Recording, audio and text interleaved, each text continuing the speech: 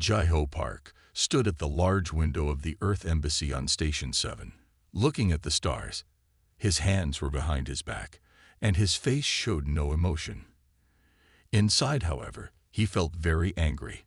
The past 6 hours of talks with the Galactic Council had tested his patience more than ever before. The room behind him was quiet now. The other human diplomats had left hours ago, but Jai-Ho stayed. He needed time to think. The blue light from a nearby nebula filled the room, making shadows dance on the white walls. Ambassador Park, a soft voice called from the doorway. The council has sent their final answer.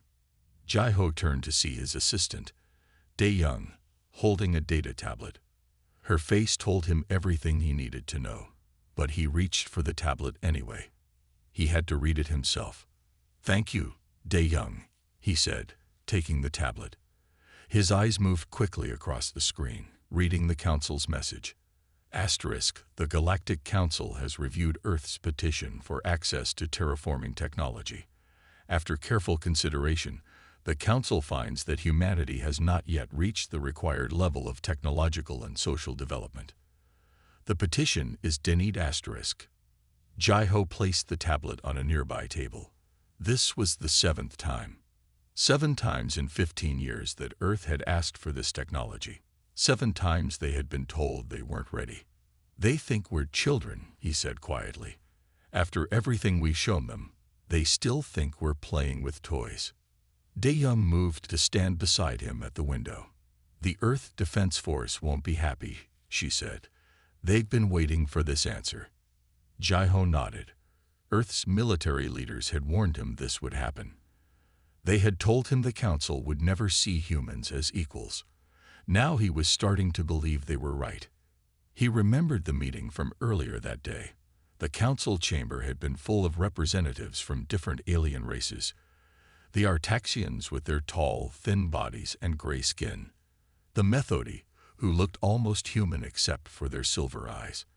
And the Vrail, who needed special suits just to breathe the same air as everyone else. During the meeting, Earth had shown proof of their advances. They had shared data about their new fusion reactors. They had demonstrated their gravity control technology. They had even shown how they could now travel faster than light, something the Council had said would take humans another 100 years to figure out. But none of it mattered. The Council members had nodded politely, made notes, and then dismissed everything. One Artaxian had even suggested that humans might have stolen the technology from other races. "Get me a secure line to Earth," Jai-Ho said suddenly. "I need to speak with Admiral Song." Dae-Young's eyes widened. "Are you sure?" "Once we contact the Defense Force." "Yes," Jai-Ho cut her off. "I'm sure. The time for talking is over." Dae-Young quickly set up the secure communication line. Soon, the holographic image of Admiral Song appeared in the center of the room. The Admiral was a strong-looking woman with short gray hair and sharp eyes. "Ambassador Park," she said, "from your face, I assume the news isn't good." "They denied us again," Jai-Ho said. "And this time, they suggested we might be thieves."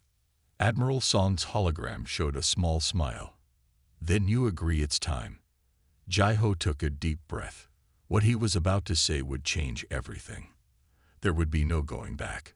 He thought about Earth's history, about all the times humans had been told they couldn't do something, only to prove everyone wrong. "Yes," he said finally. "Start Project Defiance." The Admiral nodded. "I'll contact Engineer Kim right away." "We've been ready for this." After the call ended, Jai-Ho went back to the window. Dae-Young stood quietly nearby, waiting for instructions. "Send a message to all Earth diplomats," he said. "Tell them to prepare for an extended stay on their assigned stations. Things are going to get interesting soon."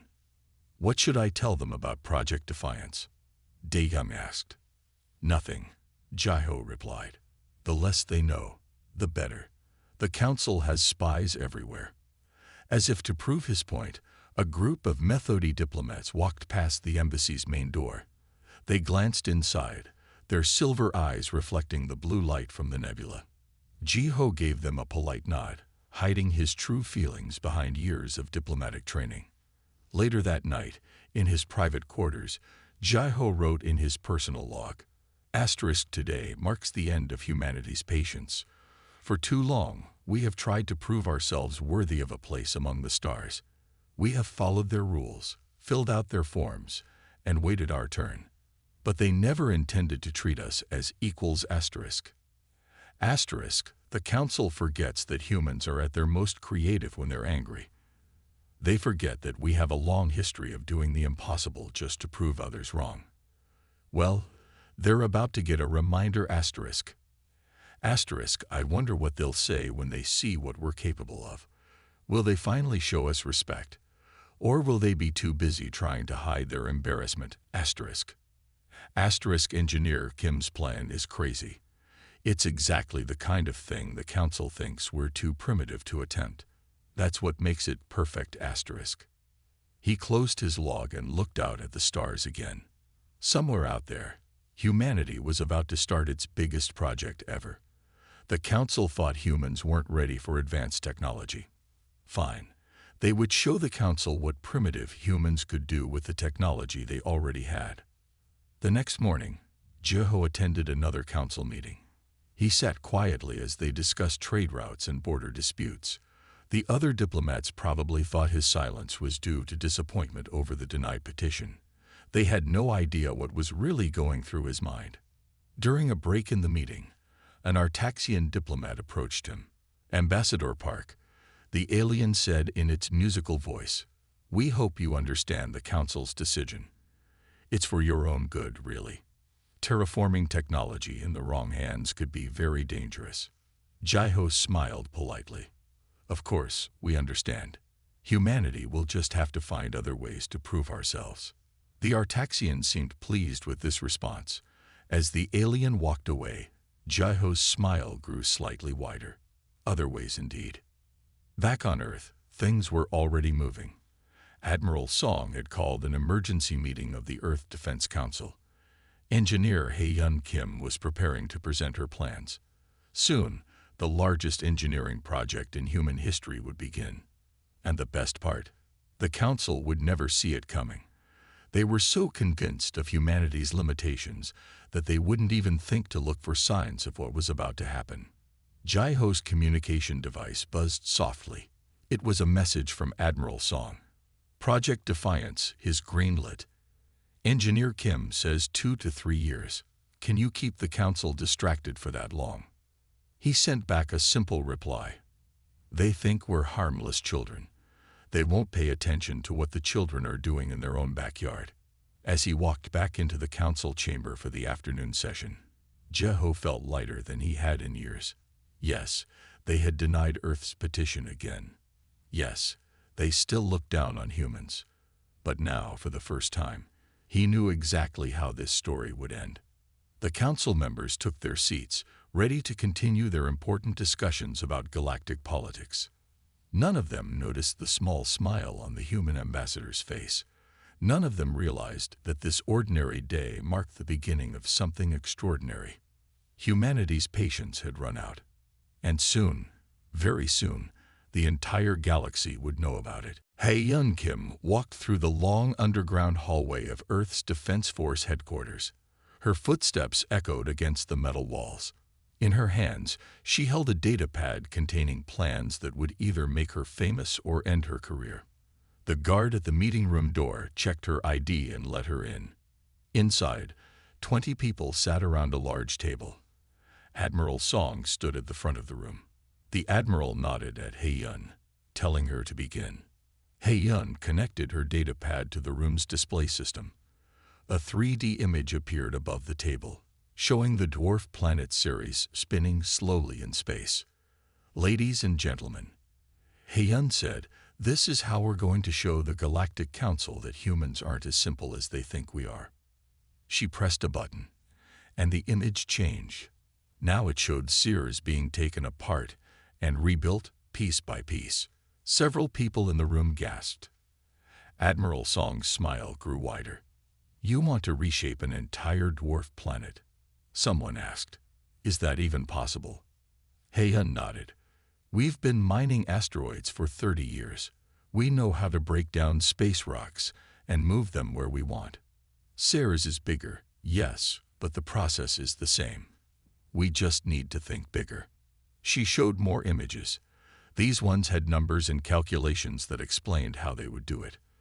The plan used technology the humans had created themselves, things the Council didn't know they could do. The Council thinks we're too primitive to handle terraforming technology, He-Yun said. They won't expect us to try something like this. That's why it's perfect. Admiral Song stepped forward. How long would this take? 3 years, He-Yun replied. Maybe less if we get help from all Earth's space stations. We'll need at least 10,000 workers. And we can keep it secret, another person asked. The Council won't notice. He-Yun showed another image. This one was of special shields that would hide their work from the Council's scanning technology. They'll think we're just doing more mining. They never pay attention to what we do in our own solar system anyway. The room was quiet for a moment. Everyone looked at the spinning images above the table. What He-Yun was suggesting would cost more money than any project in human history. It would take incredible coordination and perfect secrecy. Then someone started laughing. It was General Kang, one of the oldest military leaders in the room. It's perfect, he said, still laughing. Absolutely perfect. The Council thinks we're children. Fine. We'll give them the biggest childish gesture in the history of the galaxy. More people started laughing as they understood what he meant. The shape they would turn Ceres into wasn't just a random choice. It was a message, one that every species in the galaxy would understand. Admiral Song called for quiet. Engineer Kim, what resources do you need? He-Yun showed her final slides. They listed everything: ships, workers, materials, energy needs. The numbers were huge, but Earth could do it. They had been saving resources for years, waiting for a project like this. One more thing, He-Yun said. We'll need a cover story. Something to explain why we're sending so many ships and workers to Ceres. A woman at the end of the table raised her hand. She was from Earth's media department. We can say we found rare minerals there. The Council never questions our mining operations. They think it's cute that we still mine our own resources instead of buying them from other species. Admiral Song nodded. Good. We'll use their own prejudice against them. They think we're primitive miners. We'll let them keep thinking that. The next 2 hours were spent discussing details: how to move workers without attracting attention, how to hide the energy signatures from their equipment, how to keep 10,000 people from talking about the project to outsiders. He-Yun answered every question with careful detail. She had spent months planning this. Every problem had a solution. Every risk had a backup plan. Finally, Admiral Song called for a vote. The project would need everyone's support to work. One by one, each person in the room voted yes. Project Defiance was approved. As people started leaving the room, He-Yun stayed behind to collect her datapad. Admiral Song walked over to her. Engineer Kim, the Admiral said, I need to know something. Can we really do this? Can humans really reshape a dwarf planet without any help from advanced alien technology? He-Yun smiled. Admiral, humans reached the moon using computers less powerful than today's coffee makers. We built space stations with technology we invented ourselves. Every time someone said we couldn't do something, we proved them wrong. She pointed at the image of Ceres, still spinning above the table. We can do this.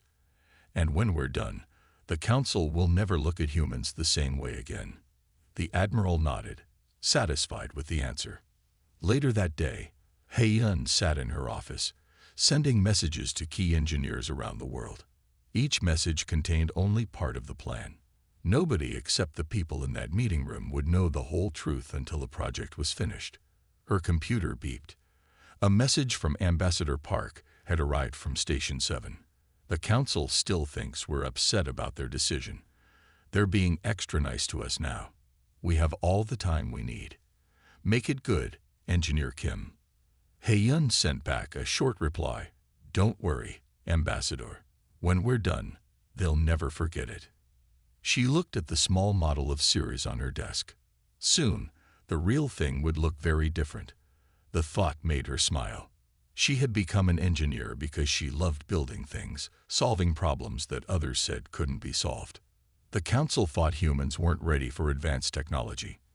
They thought Earth needed another 100 years of development. Fine. Hei-Yun and her team would show them what primitive humans could do with their own technology. Over the next few days, ships began moving toward Ceres. To anyone watching, it looked like a normal mining operation. Just humans doing what humans always did, digging through space rocks looking for valuable materials. But these ships carried more than mining equipment. They carried pieces of the biggest engineering project in human history, a project that would turn an entire dwarf planet into a message that no one in the galaxy could ignore. Hei-Yun worked late into the night, sending more messages, making more plans. Tomorrow, she would fly to Ceres herself to oversee the start of construction. There was so much work to do, so many details to manage. But she wasn't worried. Humans were good at big projects. They had built pyramids, great walls, and huge cities. They had put satellites in space and people on Mars. Now they would do something even bigger. As she looked out her office window at the stars, Hei-Yun thought about what the Council would say when they finally saw what humans had done. Would they be angry? Probably. Would they be impressed? Definitely. Most importantly, they would never again make the mistake of thinking humans were simple or primitive. The galaxy was about to learn an important lesson. Never underestimate a species that has mastered the art of being petty when pushed too far. Project Defiance was more than an engineering project. It was humanity's way of saying they were tired of being treated like children, and they were going to say it in a way that no one could possibly ignore. Project Director Taiwan Lee stood in the main control room of Ceres Base 1, watching hundreds of mining ships move across the large display screen. Each ship carried pieces of rock from one part of Ceres to another. From here, it looked like a dance of lights against the darkness of space. "Status report," he said to his team. Mireille Cho, the chief operations officer, walked up with her datapad. "We're on schedule, Director.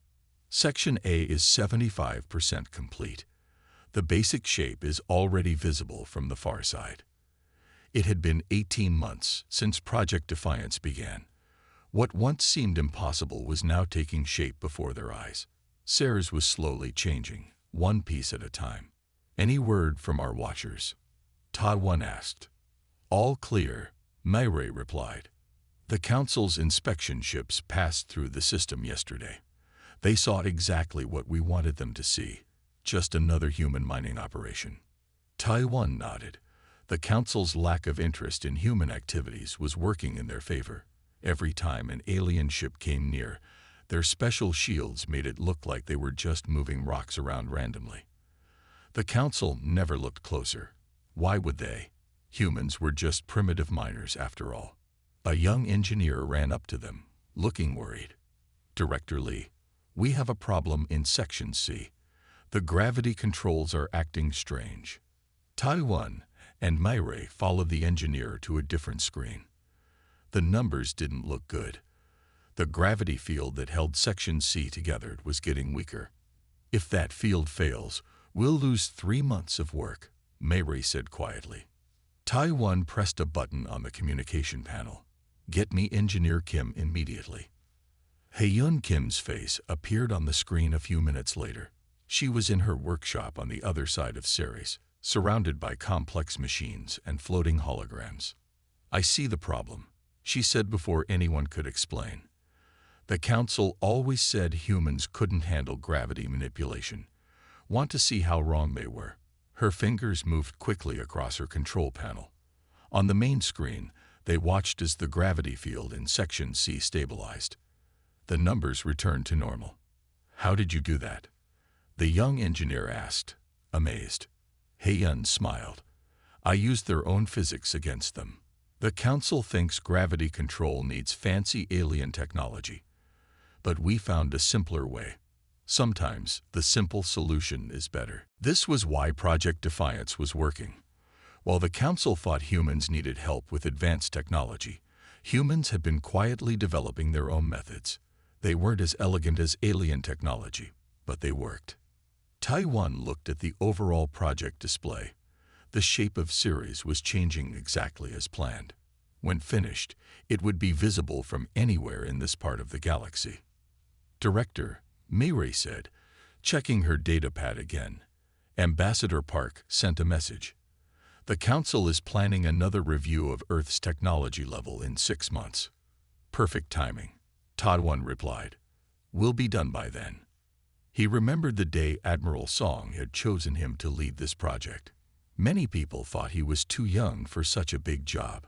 But Admiral Song said youth was exactly what they needed, someone who didn't believe in impossible tasks.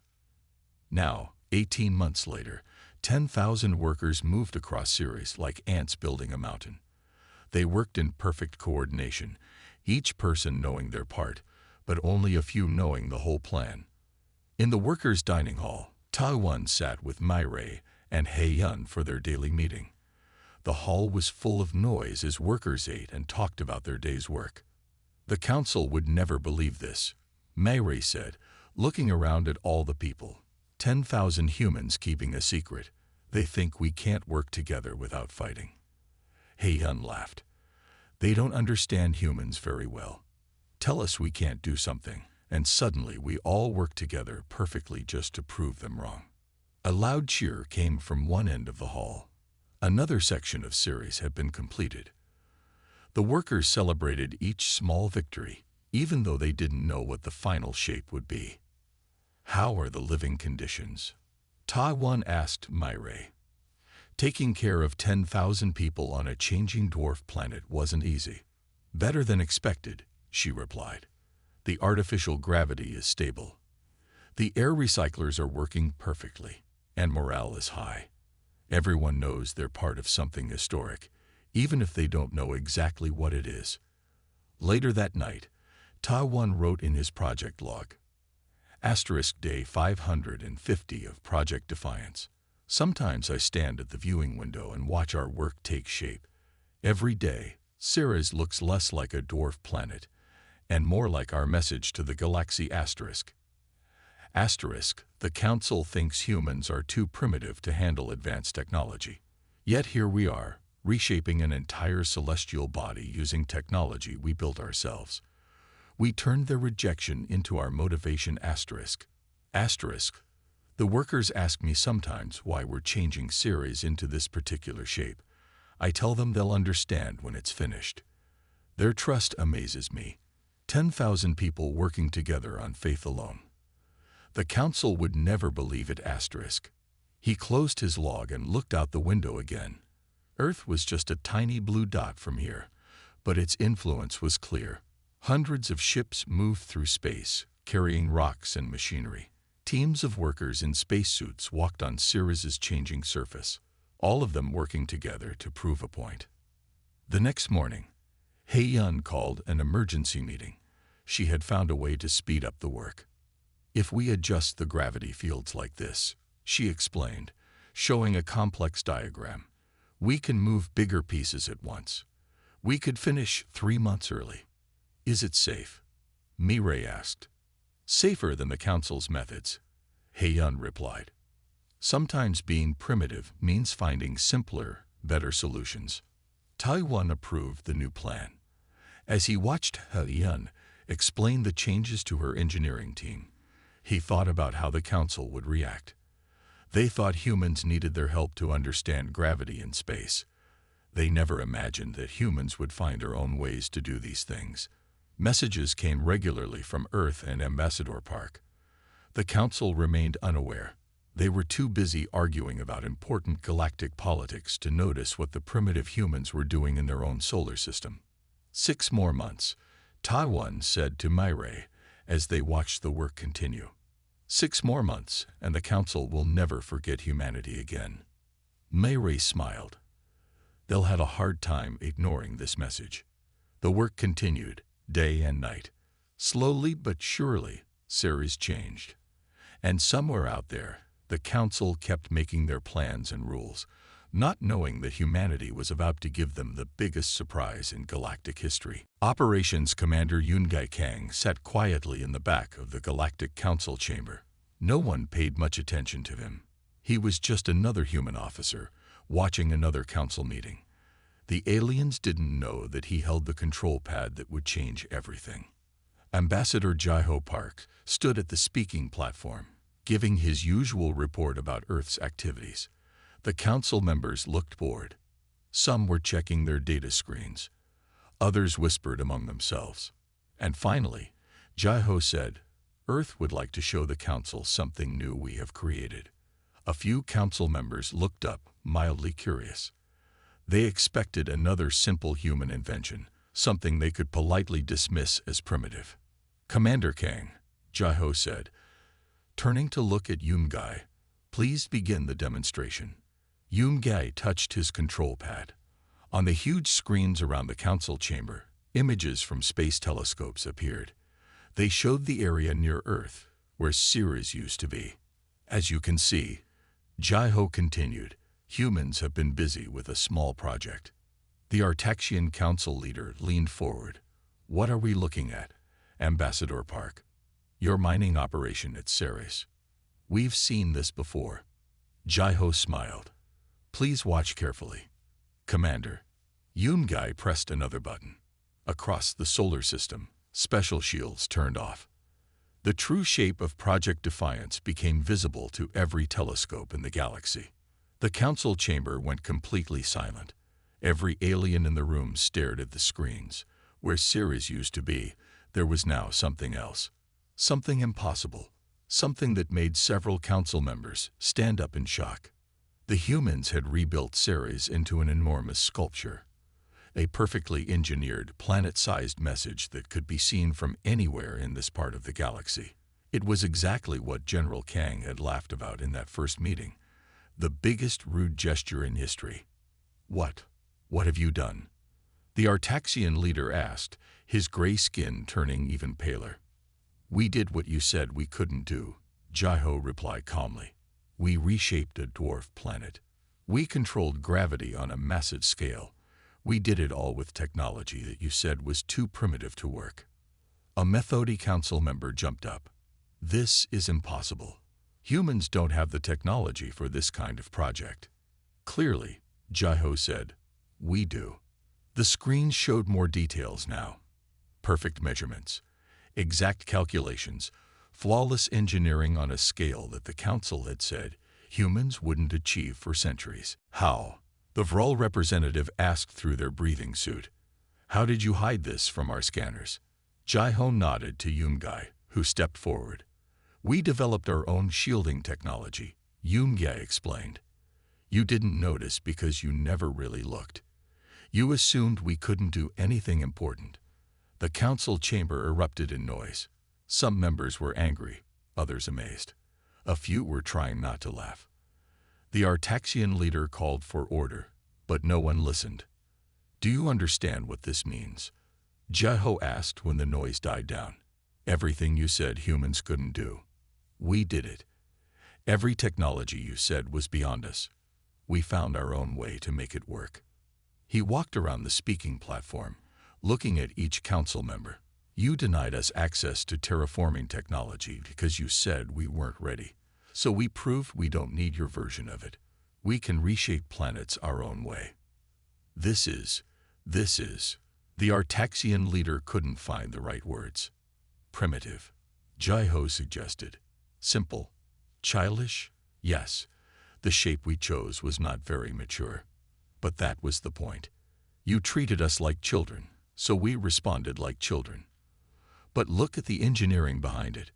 Look at the precision. Look at the scale of what we achieved." The council members were looking at technical readings now. The numbers didn't lie. Humans had done something that should have been impossible with their level of technology. 3 years, Yungai said. That's how long it took us. 10,000 workers, complete secrecy, perfect coordination. Everything you said humans couldn't manage. A young Methodi diplomat raised her hand. But why? Why do something so dramatic? Because you wouldn't listen any other way, Jai-Ho replied. We tried being diplomatic. We tried showing you our achievements. We tried playing by your rules. None of it worked. So we decided to send a message you couldn't ignore. The Artaxian leader had recovered enough to be angry now. This is not how civilized species behave. No, Jai-Ho agreed. This is how humans behave when they're tired of being treated like primitives. We may not have your elegant technology or your refined manners, but we have something else. Determination. When you tell us we can't do something, we work even harder to prove you wrong. Yoongae showed more images on the screens. The inside of the construction base, the mining ships, the gravity control systems, all human technology, all working perfectly to achieve something the council had said was impossible. Ambassador Park, the Vrol representative, said slowly, "What exactly do you want from the council?" "Nothing," Jai-Ho replied. "We don't want anything from you anymore. This wasn't a demand or a threat. It was just a demonstration. Now you know what humans can really do. What you choose to do with that knowledge is up to you." He turned to leave the speaking platform. Then he stopped and looked back. "Oh, and one more thing. The next time you want to check if a species is ready for advanced technology, maybe don't judge them by how polite they are. Judge them by what they can achieve when you tell them no." The council meeting ended early that day. No one wanted to discuss trade routes or border disputes anymore. They were too busy looking at the screens, watching humanity's message to the galaxy slowly spin in space. Later, in the Earth Embassy, Yoongae found Jai-Ho looking out at the stars again. "Do you think they understood the message?" Yoongae asked. Jai-Ho laughed. "Commander, we rebuilt a dwarf planet into a giant middle finger pointed at their chambers. I think they got the message. Engineer Kim wants to know if we should start taking it apart now. Put Sears back the way it was." "No," Jai-Ho said. "Leave it exactly as it is. Let it be a reminder. The next time they want to call someone primitive, they can look up and remember what happened when they said that about humans." Across the galaxy, telescopes turned toward Earth's solar system. Scientists studied the impossible engineering. Diplomats wrote urgent messages to their governments. And everywhere, people talked about the species that had done something so outrageous just to make a point.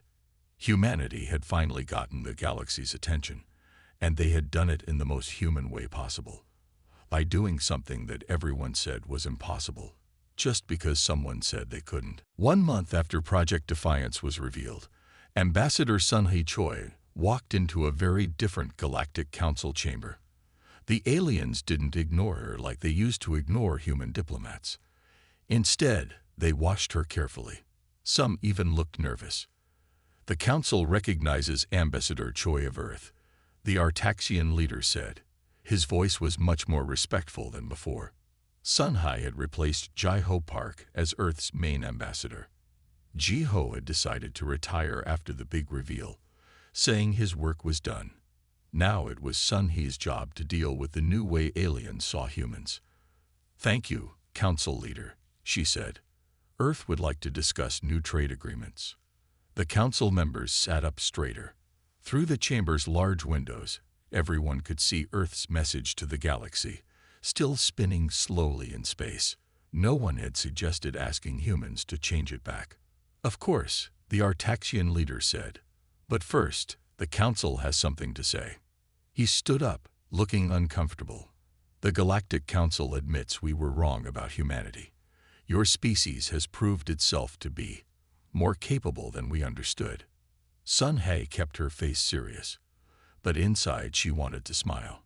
It had taken a planet-sized rude gesture, but finally, the Council was showing humans real respect. "The Council hereby offers Earth full membership," he continued, "with all rights and access to all technological databases." Several Council members nodded. They had spent the last month studying what humans had done with Ceres. The engineering was perfect. The gravity control was flawless. Humans had done things with simple technology that other species needed advanced computers to do. Earth accepts full membership, son, he said, and we look forward to sharing our own technological discoveries with the Council. That made several aliens look worried. They had seen what humans could do with primitive technology. What else had Earth figured out that they didn't know about? After the meeting, Sun Hai met with Hae-Yun Kim, who had come to the station to explain human engineering methods to other species. How are they handling it? Hae-Yun asked. They're still shocked, Sun He replied. The Methodi sent us 30 requests for information about our gravity control systems. The Vrel want to know how we managed our construction crews so well. And the Artaxians keep asking if we have any other surprises waiting. Hae-Yun laughed. Did you tell them about the Mars project? Not yet. Let's let them worry about that for a while. Back on Earth, things were changing too. Admiral Song sat in her office, reading messages from across the galaxy. Everyone wanted to talk to humans now. Everyone wanted to trade with Earth. Everyone wanted to know what else humans could do. Message from Sarah's Base 1, her computer announced. Director Lee reports all systems normal. The structure is completely stable. The Admiral smiled. Taiwan Lee and his team had done the impossible. They had turned a crazy idea into the biggest engineering project in human history. And they had done it just to make a point. In the Earth Defense Force headquarters, Mi Ray Cho was teaching alien visitors about human project management. The aliens couldn't believe how 10,000 workers had kept such a big secret. It's simple, she explained. We gave them a goal. We showed them respect. And most importantly, we let them be part of something amazing. The aliens took careful notes. They had learned that humans might look simple, but they were full of surprises. On Station 7, where it had all started, Sun Hai found a message from Jeho Park. The retired ambassador was living quietly on Earth now, but he still kept watch on galactic politics. How are they treating you? He asked in his message. Better than they treated me, I hope. Sun Hai recorded her reply. Much better. It's amazing what a planet-sized gesture can do for diplomatic relations. The Council actually listens now when humans talk. She looked out at the stars, at the shape that used to be Ceres. Engineers from 20 different species were studying it, trying to understand how humans had done it. They all said the same thing. It shouldn't have been possible with Earth's technology level. But that was what humans did best, impossible things. The Council had spent years telling humans they weren't ready, that they needed to wait, that they needed help. All they had done was make humans more determined to prove them wrong. Now, 6 weeks after the reveal, things were very different. The Council had stopped treating humans like children. Other species wanted to learn from Earth. And everyone in the galaxy had learned an important lesson. Never tell humans they can't do something.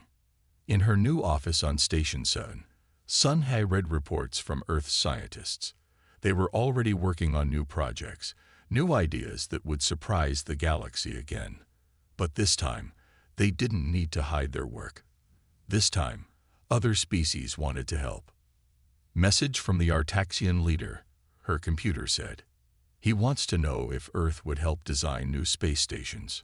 Sun Hai smiled. The aliens had spent years thinking they needed to teach humans. Now they were asking humans to teach them. She walked to her window and looked at Earth's message to the galaxy. Some aliens still couldn't look at it without getting embarrassed. Others had started to see the humor in it. A few even admitted that maybe humans had made their point in the most effective way possible. Sometimes, she said to herself, you have to do something dramatic to make people listen. Her computer beeped again. More messages from across the galaxy. More species wanting to talk to Earth. More requests for human technology and human ideas. The Council had wanted humans to prove they were ready for advanced technology. Instead, humans had proved they didn't need it. They had found their own ways to do impossible things. They had shown the galaxy that being primitive didn't mean being simple. And they had done it all because someone said they couldn't. In the end, that was the real message of Project Defiance. Not the rude gesture that everyone could see, but the perfect engineering behind it. The impossible achievement that proved humans were ready for their place among the stars. The galaxy had learned its lesson. The next time someone said humans couldn't do something, everyone would remember Ceres. They would remember what happened when the council's patience ran out. But more importantly, they would remember what happened when humanity's patience ran out. As Sunhai prepared for another council meeting, she thought about how much had changed. Humans were no longer the primitive species that needed guidance. Now they were the species that had done something outrageous just to make a point, and had done it so perfectly that no one could ignore it. The galaxy would never be the same, and somewhere on Earth, a retired ambassador named J-Ho Park looked up at the stars and smiled, knowing that his crazy plan had worked better than anyone could have imagined.